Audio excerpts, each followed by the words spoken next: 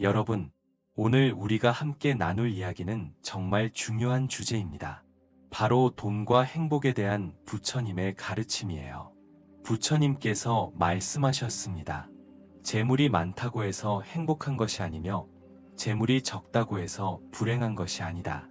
마음이 평안하면 가난해도 행복하고 마음이 어지러우면 부자여도 괴롭다. 이 말씀을 들으면 많은 분들이 의아해 하실 거예요. 그런데 정말 그런가요? 돈이 많으면 행복하고 돈이 없으면 불행한 게 당연한 거 아닌가요? 부처님께서 어느 날 한 부자 상인에게 말씀하셨습니다. 그대는 많은 재물을 가지고 있지만 밤마다 도둑이 들까 봐 걱정하고 사업이 망할까 봐 두려워하며 자식들이 재산을 탕진할까 봐 근심한다. 이것이 진정한 부유함이겠는가? 반대로 부처님께서는 가난한 수행자를 보시며 말씀하셨습니다. 저 수행자를 보라. 비록 소유한 것은 바로와 가사뿐이지만 마음은 평안하고 얼굴은 밝다. 내일 무엇을 먹을지 걱정하지 않고 오늘 할 일에 최선을 다한다. 이것이 진정한 부유함이다. 그럼 부처님께서 말씀하신 진정한 부란 무엇일까요? 진정한 부는 탐욕이 없는 것이다. 진정한 부는 성냄이 없는 것이다. 진정한 부는 어리석음이 없는 것이다. 이 세 가지 독을 제거한 자야말로 세상에서 가장 부유한 자이다. 여러분, 이 말씀을 들으면서 어떤 생각이 드시나요? 혹시 그럼 돈은 아예 필요 없다는 건가? 라고 생각하시는 분도 계실 거예요. 부처님께서는 이렇게 말씀하셨습니다. 재물 자체는 선도 악도 아니다. 그것을 어떻게 얻고 어떻게 사용하느냐에 따라 선이 되기도 하고 악이 되기도 한다. 한 번은 급고독장자라는 큰 부자가 부처님께 물었습니다. 세존이시여, 저는 많은 재물을 가지고 있습니다. 이것이 저에게 죄가 되는 것입니까? 부처님께서 답하셨습니다. 급고독장자여, 그대의 재물이 문제가 아니라 그대의 마음이 문제다. 그대가 재물에 집착하여 탐욕에 빠져 있다면 그것은 독이 될 것이다. 하지만 그대가 재물을 지혜롭게 사용하여 많은 사람을 도우고 법을 펼치는 데 사용한다면 그것은 공덕이 될 것이다. 이 말씀을 통해 우리는 알 수 있습니다. 돈 자체가 나쁜 게 아니라 돈에 대한 우리의 마음가짐이 중요하다는 것을요. 부처님께서는 또 이렇게 말씀하셨습니다. 지족을 아는 자는 비록 가난해도 부유하고 지족을 모르는 자는 비록 부유해도 가난하다. 지족이란 무엇일까요? 바로 만족할 줄 아는 마음입니다. 부처님께서 제자들에게 말씀하셨습니다. 비구들이여, 지족하라. 지족하는 자는 비록 땅에서 자도 편안하고 지족하지 않는 자는 비록 천상에 있어도 편안하지 않다. 그럼 구체적으로 가난한 사람이 어떻게 행복할 수 있을까요? 부처님께서 한 가난한 농부에게 말씀하셨습니다. 그대는 비록 재물은 적지만 정직하게 살아간다. 남을 속이지 않고 자신의 노동으로 생활한다. 이것이 얼마나 귀한 일인가. 많은 부자들이 그대의 이런 마음을 갖고 싶어 할 것이다. 또한 부처님께서는 말씀하셨습니다. 가난하더라도 법을 따라 살면 그것은 부유함이다. 부유하더라도 법을 어기며 살면 그것은 가난함이다. 그럼 반대로 부자들은 왜 불행한 걸까요? 부처님께서 어느 날 한 큰 부자가 근심에 차 있는 것을 보시고 말씀하셨습니다. 그대는 무엇을 그리 걱정하는가? 부자가 답했습니다. 세존이시여, 제가 가진 재물이 하루아침에 없어질까 봐 걱정됩니다. 또한 이 재물을 더 늘리려면 어떻게 해야 할지 고민됩니다. 부처님께서 말씀하셨습니다. 그대는 지금 재물의 노예가 되어 있다. 재물이 그대를 소유하고 있는 것이지 그대가 재물을 소유하고 있는 것이 아니다. 이것이 그대가 불행한 이유다. 부처님께서는 또 이렇게 말씀하셨습니다. 탐욕은 불길과 같다. 아무리 많은 것을 던져 넣어도 꺼지지 않는다. 오히려 더 큰 불길로 번진다. 한 번은 어떤 부자가 부처님께 물었습니다. 세존이시여, 저는 많은 재물을 가지고 있는데도 왜 이렇게 불안하고 괴로운 것입니까? 부처님께서 답하셨습니다. 그대는 재물을 얻기 위해 많은 악행을 저질렀다. 남을 속이고 거짓말을 하고 노동자들에게 정당한 임금을 주지 않았다. 이런 악업의 과보로 인해 그대의 마음이 편안하지 않은 것이다. 또한 부처님께서는 말씀하셨습니다. 부자가 되는 것은 어렵지 않다. 하지만 부자가 되면서도 마음의 평안을 잃지 않는 것은 매우 어려운 일이다. 그럼 어떻게 해야 할까요? 부처님께서 말씀하셨습니다. 재물을 얻을 때는 정당한 방법으로 얻어라. 재물을 사용할 때는 지혜롭게 사용하라. 재물에 집착하지 말고 재물을 통해 많은 사람에게 도움을 주어라. 구체적으로 부처님께서는 이렇게 말씀하셨습니다. 얻은 재물의 4분의 1은 자신의 생활을 위해 사용하고 4분의 1은 사업을 위해 투자하고 4분의 1은 비상시를 위해 저축하고 4분의 1은 보시를 위해 사용하라. 이것이 바로 부처님께서 가르쳐 주신 돈 관리법입니다. 여러분, 지금까지 우리는 부처님께서 말씀하신 진정한 부의 의미에 대해 들어봤습니다. 이제 좀 더 구체적으로 마음의 평안이 왜 진정한 부인지 알아보겠습니다. 부처님께서 말씀하셨습니다. 마음이 평안한 자는 비록 한 끼 식사로도 만족하지만 마음이 어지러운 자는 1000가지 음식이 있어도 만족하지 않는다. 이 말씀을 들으면서 여러분은 어떤 생각이 드시나요? 어느 날 한 부자가 부처님께 와서 말했습니다. 세존이시여, 저는 매일 산해진미를 먹고 있지만 음식이 맛있지 않습니다. 반면 저 가난한 수행자는 단순한 음식을 먹으면서도 그렇게 맛있게 먹고 있습니다. 이것이 무슨 이유입니까? 부처님께서 답하셨습니다. 그대는 음식을 먹을 때도 재물에 대한 걱정, 사업에 대한 근심으로 마음이 어지러워 있다. 반면 저 수행자는 오직 지금 이 순간에 집중하여 감사한 마음으로 음식을 먹고 있다. 이것이 차이다. 부처님께서는 또 이렇게 말씀하셨습니다. 마음이 평안하면 풀잎을 베고 자도 편안하고 마음이 어지러우면 비단 이불을 덮고 자도 편안하지 않다. 실제로 부처님께서 목격하신 일화가 있습니다. 한 큰 부자가 밤마다 잠을 이루지 못하고 뒤척이고 있었습니다. 반면 그 집문 앞에서 잠을 청하는 가난한 나그네는 땅바닥에서도 깊은 잠에 빠져 있었습니다. 부처님께서 말씀하셨습니다. 저 부자는 재물을 잃을까 봐 걱정하고 더 많은 재물을 얻으려는 욕심으로 마음이 어지러워 잠을 이루지 못한다. 반면 저 나그네는 잃을 것도 없고 얻으려는 욕심도 없어 마음이 평안하여 어디서나 편안히 잠들 수 있다. 그럼 마음의 평안은 어떻게 얻을 수 있을까요? 부처님께서 제자들에게 말씀하셨습니다. 마음의 평안은 욕심을 줄이는 것에서 시작된다. 욕심이 적으면 만족하기 쉽고 욕심이 많으면 만족하기 어렵다. 한 번은 어떤 사람이 부처님께 물었습니다.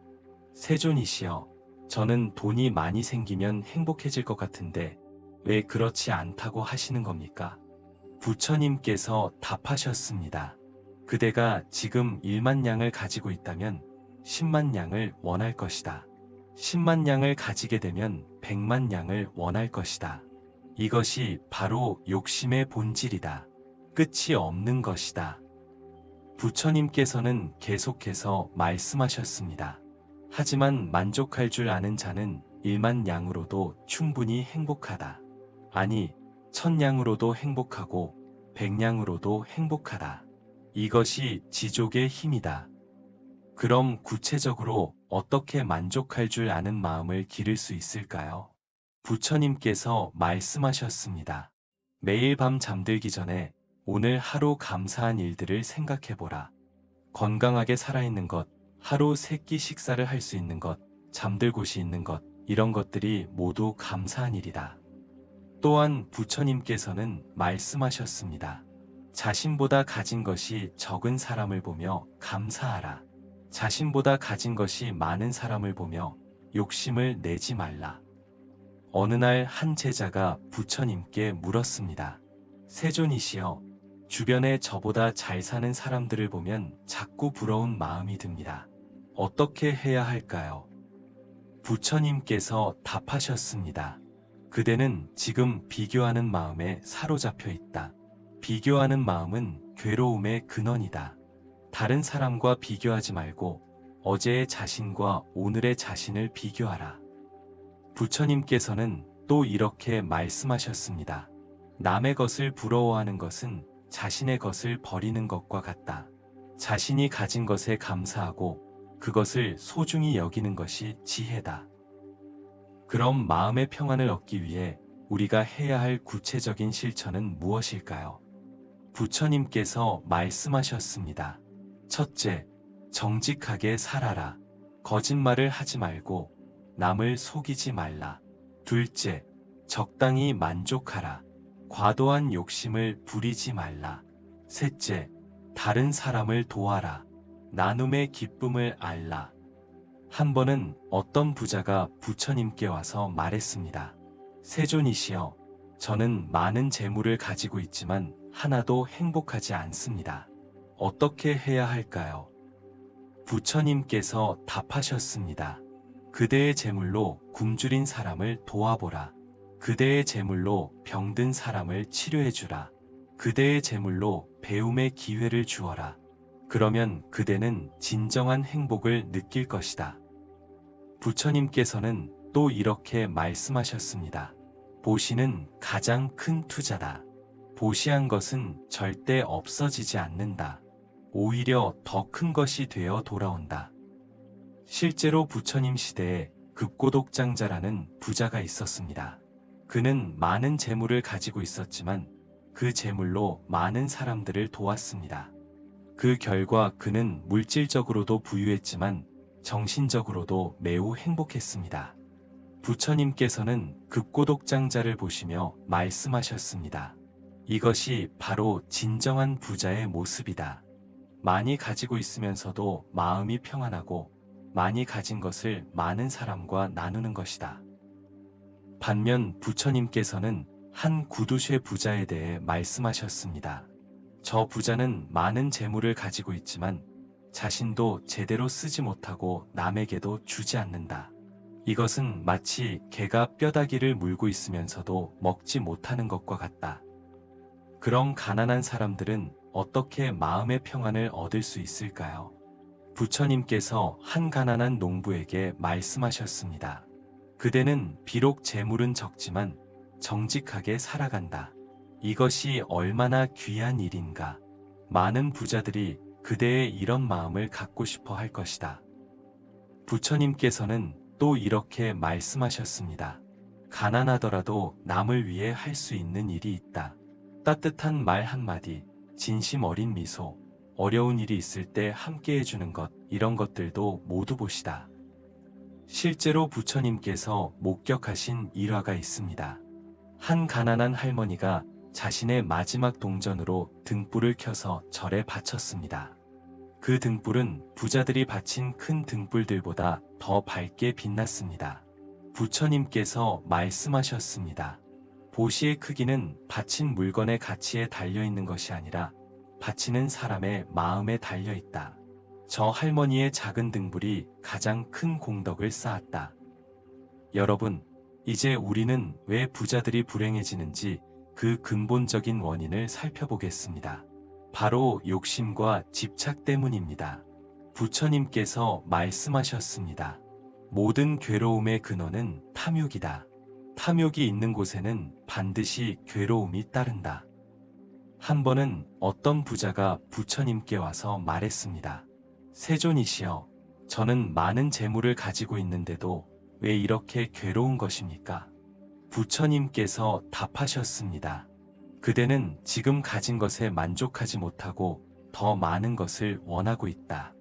또한 지금 가진 것을 잃을까 봐 두려워하고 있다. 이것이 그대가 괴로운 이유다. 부처님께서는 또 이렇게 말씀하셨습니다. 탐욕은 마치 불길과 같다.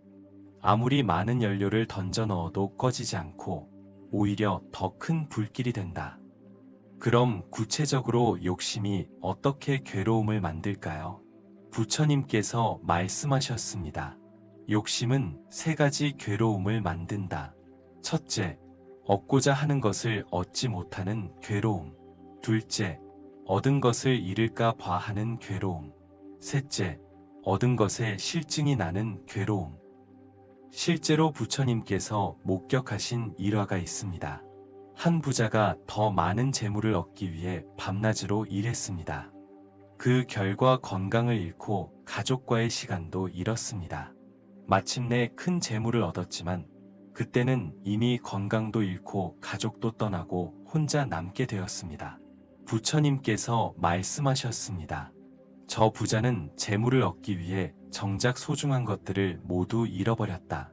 이것이 바로 탐욕이 만드는 괴로움이다. 또한 부처님께서는 말씀하셨습니다. 사람들은 가진 것이 적을 때는 더 많은 것을 원하고 가진 것이 많을 때는 그것을 잃을까 봐 두려워한다. 이것이 바로 집착의 괴로움이다. 한 번은 어떤 큰 부자가 부처님께 와서 말했습니다. 세존이시여, 저는 재물을 잃을까 봐 밤잠을 이루지 못합니다.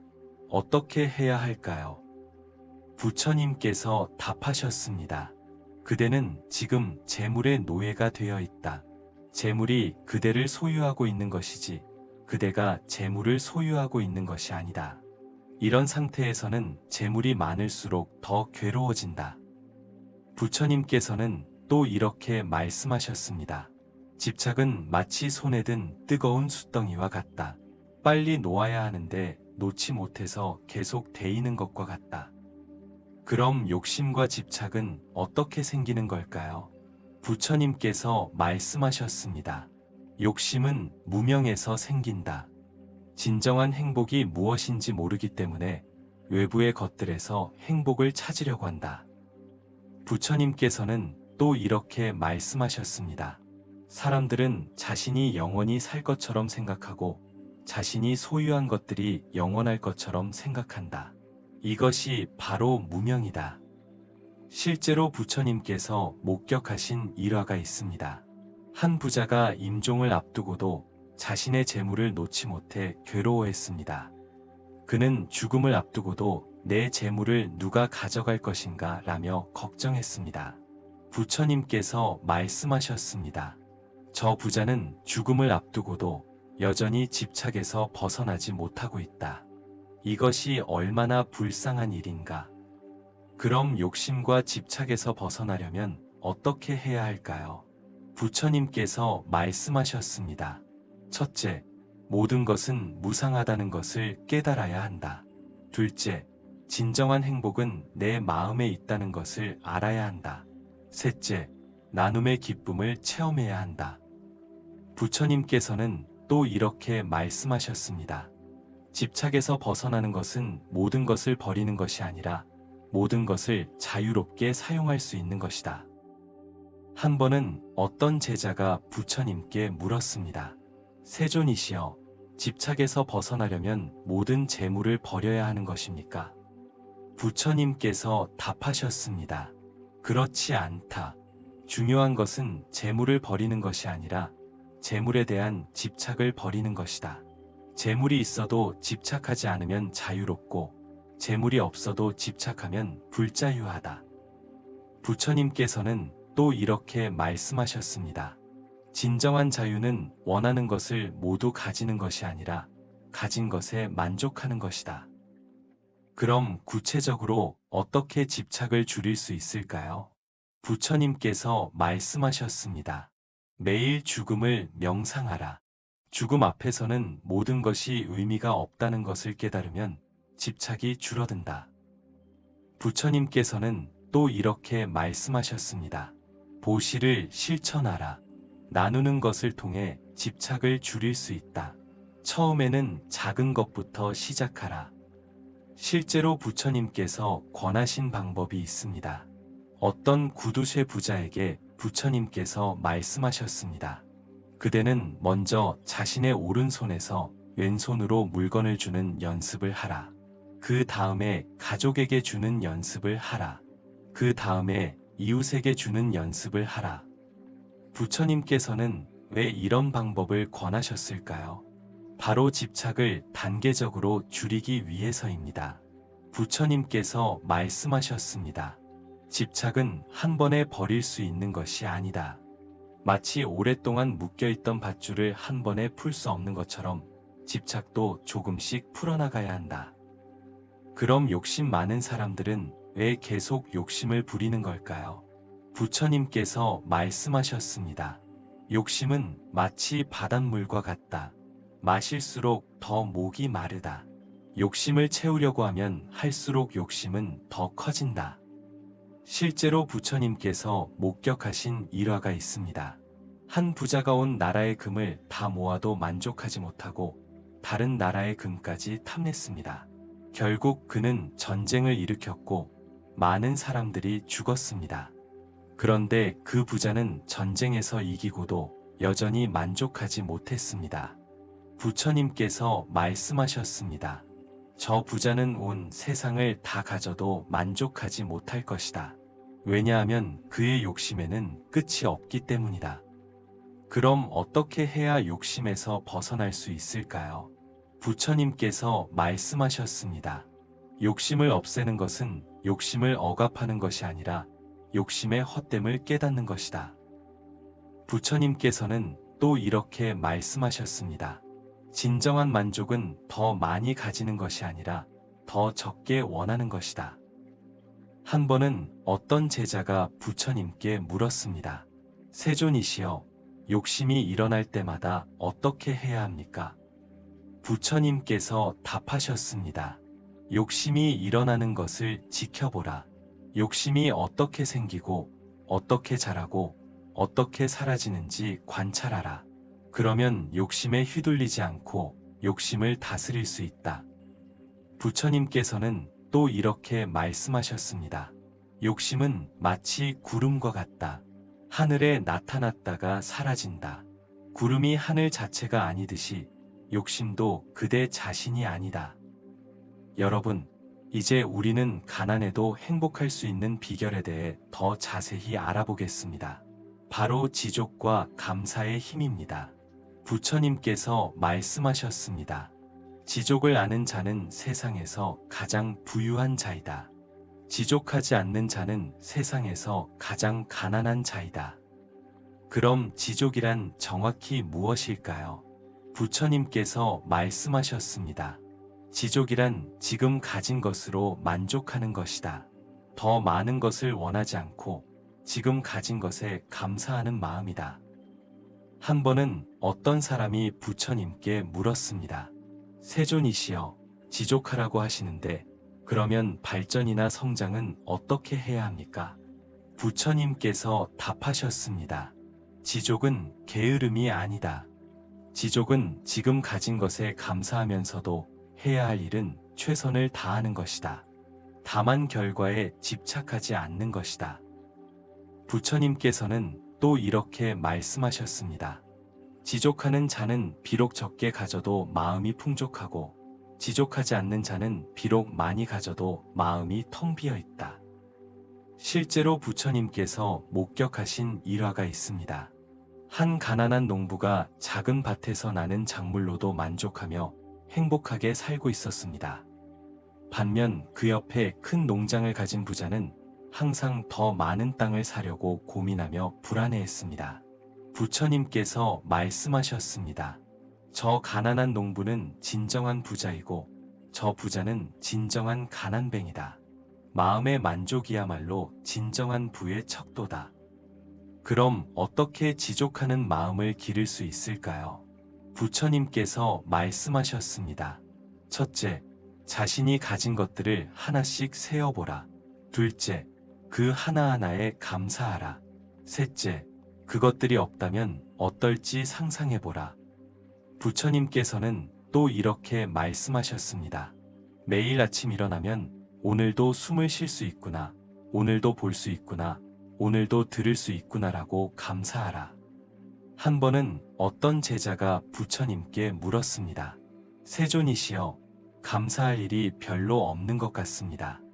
가난하고 병들고 외로운데 무엇에 감사해야 합니까? 부처님께서 답하셨습니다.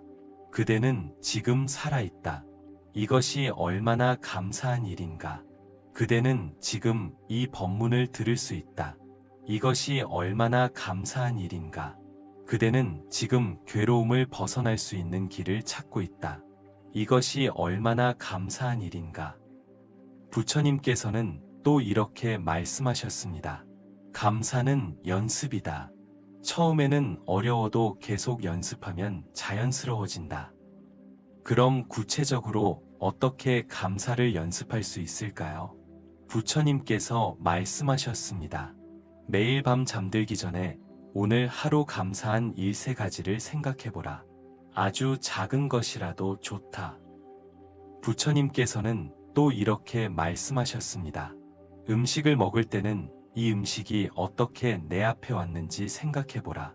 농부의 수고, 상인의 노력, 요리하는 사람의 정성, 이 모든 것에 감사하라. 실제로 부처님께서 실천하신 방법이 있습니다. 부처님께서는 매 끼니마다 음식을 받으시기 전에 잠시 묵념하셨습니다. 그리고 이렇게 말씀하셨습니다. 이 음식이 내게 오기까지 얼마나 많은 사람의 노력이 있었는가. 부처님께서 말씀하셨습니다. 감사하는 마음은 마치 샘물과 같다. 마실수록 더 깊어지고 더 맑아진다. 그럼 지족과 감사가 어떻게 행복을 가져다 줄까요? 부처님께서 말씀하셨습니다. 지족하는 자는 항상 충분히 가지고 있다. 감사하는 자는 항상 받고 있다. 이것이 바로 행복의 비결이다. 부처님께서는 또 이렇게 말씀하셨습니다. 불만은 가진 것을 없애버리고 감사는 없는 것도 만들어낸다. 한 번은 어떤 부자가 부처님께 와서 말했습니다. 세존이시여, 저는 많은 것을 가지고 있는데도 왜 행복하지 않습니까? 부처님께서 답하셨습니다. 그대는 가진 것을 보지 못하고 없는 것만 보고 있다. 눈을 돌려서 가진 것을 보고 그것에 감사하라. 부처님께서는 또 이렇게 말씀하셨습니다. 행복은 더 많이 가지는 것이 아니라 가진 것을 더 깊이 느끼는 것이다. 실제로 부처님께서 목격하신 일화가 있습니다. 한 가난한 할머니가 낡은 옷 한 벌과 작은 밥그릇 하나만 가지고 있었습니다. 그런데 그 할머니는 항상 미소를 지으며 행복해했습니다. 어떤 사람이 할머니에게 물었습니다. 할머니, 가진 것이 이렇게 적은데 어떻게 그렇게 행복할 수 있습니까? 할머니가 답했습니다. 나는 매일 아침 일어날 수 있어서 감사하고, 매일 밥을 먹을 수 있어서 감사하고, 매일 잠들 수 있어서 감사하다. 이렇게 감사한 일이 많은데 어떻게 행복하지 않을 수 있겠느냐. 부처님께서 이야기를 듣고 말씀하셨습니다. 저 할머니가 진정한 부자다. 많은 것을 가진 부자들이 배워야 할 모습이다. 그럼 어떻게 하면 항상 감사하는 마음을 유지할 수 있을까요? 부처님께서 말씀하셨습니다. 감사는 습관이다. 처음에는 의식적으로 노력해야 하지만 계속 연습하면 자연스럽게 된다. 부처님께서는 또 이렇게 말씀하셨습니다. 힘들고 어려운 일이 있을 때도 감사할 점을 찾아라. 그것이 그대를 더 강하게 만들어준다고 감사하라. 한 번은 어떤 제자가 부처님께 물었습니다. 세존이시여, 아픈 일이 있을 때도 감사해야 합니까? 부처님께서 답하셨습니다. 병은 그대에게 건강의 소중함을 가르쳐준다. 고통은 그대에게 평안의 귀중함을 가르쳐준다. 이것들도 모두 스승이니 감사할 일이다. 부처님께서는 또 이렇게 말씀하셨습니다. 감사하는 마음은 마치 따뜻한 햇볕과 같다. 어떤 상황에서도 따뜻함을 줄 수 있다. 여러분, 마지막으로 우리는 부처님께서 가르쳐 주신 진정한 행복의 길에 대해 알아보겠습니다. 부처님께서 말씀하셨습니다. 진정한 행복은 외부에서 오는 것이 아니라 내부에서 오는 것이다. 마음이 평안하면 어떤 상황에서도 행복할 수 있다. 그럼 어떻게 하면 마음이 평안해질 수 있을까요? 부처님께서 말씀하셨습니다. 마음의 평안은 욕심을 줄이고 성냄을 줄이고 어리석음을 줄이는 것에서 온다. 이 세 가지 독을 줄일수록 마음은 더 평안해진다. 한 번은 어떤 왕이 부처님께 물었습니다. 세존이시여, 저는 온 나라를 다스리는 왕인데도 왜 행복하지 않습니까? 부처님께서 답하셨습니다. 대왕이시여, 그대는 나라는 다스리지만 자신의 마음은 다스리지 못하고 있습니다. 진정한 왕은 자신의 마음을 다스리는 자입니다. 부처님께서는 또 이렇게 말씀하셨습니다. 외부의 적을 이기는 것보다 내부의 적을 이기는 것이 더 어렵다. 하지만 내부의 적을 이긴 자가 진정한 승리자이다. 그럼 구체적으로 어떻게 마음을 다스릴 수 있을까요? 부처님께서 말씀하셨습니다. 첫째, 자신의 마음을 관찰하라. 어떤 생각이 일어나고 어떤 감정이 생기는지 지켜보라. 둘째, 좋은 생각을 기르고 나쁜 생각을 버리라. 셋째, 항상 현재에 집중하라. 부처님께서는 또 이렇게 말씀하셨습니다. 마음은 마치 원숭이와 같다. 이 가지 저 가지로 계속 뛰어다닌다. 이런 마음을 고요하게 만드는 것이 수행이다. 실제로 부처님께서 가르쳐 주신 방법이 있습니다. 어떤 제자가 마음이 산란하다고 하자 부처님께서 말씀하셨습니다. 호흡을 지켜보라. 들이쉬는 숨과 내쉬는 숨을 관찰하라. 마음이 다른 곳으로 가면 다시 호흡으로 돌아오라. 부처님께서 말씀하셨습니다. 호흡은 항상 현재에 있다. 호흡을 따라가면 마음도 현재에 머물 수 있다. 그럼 진정한 행복을 위해서는 무엇이 필요할까요? 부처님께서 말씀하셨습니다. 진정한 행복을 위해서는 세 가지가 필요하다. 첫째, 계를 지키는 것. 둘째, 마음을 집중하는 것. 셋째, 지혜를 기르는 것. 부처님께서는 또 이렇게 말씀하셨습니다. 계는 행동을 바르게 하고, 정은 마음을 바르게 하고, 해는 생각을 바르게 한다. 이 세 가지가 갖추어져야 진정한 행복을 얻을 수 있다. 한 번은 어떤 제자가 부처님께 물었습니다. 세존이시여, 계를 지키는 것이 왜 행복과 관련이 있습니까? 부처님께서 답하셨습니다. 계를 지키면 양심의 가책이 없다. 양심의 가책이 없으면 마음이 편안하다. 마음이 편안하면 행복하다. 부처님께서는 또 이렇게 말씀하셨습니다. 나쁜 일을 하면 언젠가는 그 과보를 받게 된다. 미리 걱정하며 사는 것보다 처음부터 나쁜 일을 하지 않는 것이 지혜다.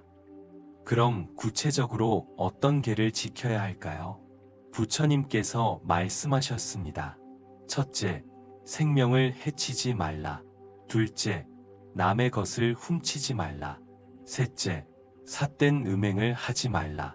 넷째, 거짓말을 하지 말라. 다섯째, 술을 마시지 말라. 부처님께서는 또 이렇게 말씀하셨습니다. 이 5가지 계는 다른 사람을 위한 것이 아니라 자신을 위한 것이다. 이것을 지키면 자신이 행복해진다. 실제로 부처님께서 목격하신 일화가 있습니다. 한 사람이 거짓말을 하고 남의 것을 훔쳤습니다. 처음에는 아무도 모르는 것 같았지만 그 사람은 항상 불안하고 두려워했습니다. 언젠가 들킬까 봐 마음이 편안하지 않았습니다. 부처님께서 말씀하셨습니다. 악행의 과보는 즉시 나타나지 않을 수도 있다. 하지만 마음의 불안은 즉시 나타난다. 이것이 바로 악행이 주는 고통이다. 반면 한 사람이 어려운 상황에서도 정직하게 살았습니다. 물질적으로는 힘들었지만 그 사람의 마음은 평안했습니다. 부처님께서 말씀하셨습니다. 선행의 과보는 즉시 나타나지 않을 수도 있다. 하지만 마음의 평안은 즉시 나타난다. 이것이 바로 선행이 주는 행복이다. 그럼 마음을 집중하는 것은 어떻게 할까요? 부처님께서 말씀하셨습니다. 마음을 집중하려면 조용한 곳에 앉아서 호흡을 관찰하라. 마음이 다른 곳으로 가면 다시 호흡으로 돌아오라. 이것을 반복하면 마음이 집중된다. 부처님께서는 또 이렇게 말씀하셨습니다. 마음이 집중되면 내면의 평안을 경험할 수 있다. 이 평안은 어떤 외부의 즐거움보다도 깊고 지속적이다. 한 번은 어떤 제자가 부처님께 물었습니다. 세존이시여, 명상을 하면 실제로 어떤 변화가 일어납니까? 부처님께서 답하셨습니다. 명상을 하면 마음이 맑아진다. 마음이 맑아지면 사물을 올바르게 볼 수 있다. 사물을 올바르게 보면 괴로움에서 벗어날 수 있다. 마지막으로 지혜를 기르는 것은 어떻게 할까요? 부처님께서 말씀하셨습니다. 지혜는 경험을 통해 배우는 것이다. 책으로만 배우는 것이 아니라 실제로 실천하며 배우는 것이다. 부처님께서는 또 이렇게 말씀하셨습니다. 진정한 지혜는 모든 것이 무상하다는 것을 아는 것이다. 모든 것이 인연에 의해 생겨나고 사라진다는 것을 아는 것이다. 실제로 부처님께서 깨달으신 진리가 있습니다. 모든 존재는 서로 연결되어 있다. 나와 남이 따로 있는 것이 아니라 모두 하나다. 이것을 깨달으면 자비심이 생긴다. 부처님께서 말씀하셨습니다. 자비심이 있으면 남을 도우는 것이 즐거워진다. 남을 도우는 것이 즐거워지면 진정한 행복을 얻는다. 여러분, 지금까지 우리는 부처님께서 가르쳐 주신 돈과 행복에 대한 가르침을 들어봤습니다. 부처님께서 마지막으로 말씀하셨습니다. 진정한 부는 마음의 평안이다. 진정한 행복은 만족하는 마음이다. 이것을 깨달은 자는 비록 가난해도 부자이고 비록 혼자 있어도 외롭지 않다. 또한 부처님께서 말씀하셨습니다. 이 법문을 듣고 실천하는 자는 복이 있을 것이다. 단지 듣기만 하고 실천하지 않는 자는 소용이 없다. 부처님께서는 또 이렇게 말씀하셨습니다. 여러분이 이 가르침을 통해 진정한 행복을 얻기를 바란다. 그리고 이 행복을 다른 사람들과도 나누기를 바란다. 마지막으로 부처님께서 모든 중생을 위해 발언하셨습니다. 모든 중생이 괴로움에서 벗어나기를 바란다. 모든 중생이 진정한 행복을 얻기를 바란다. 모든 중생이 평안하기를 바란다. 여러분, 오늘 이 긴 법문을 끝까지 들어주셔서 감사합니다. 부처님의 가르침이 여러분의 삶에 큰 도움이 되기를 바랍니다.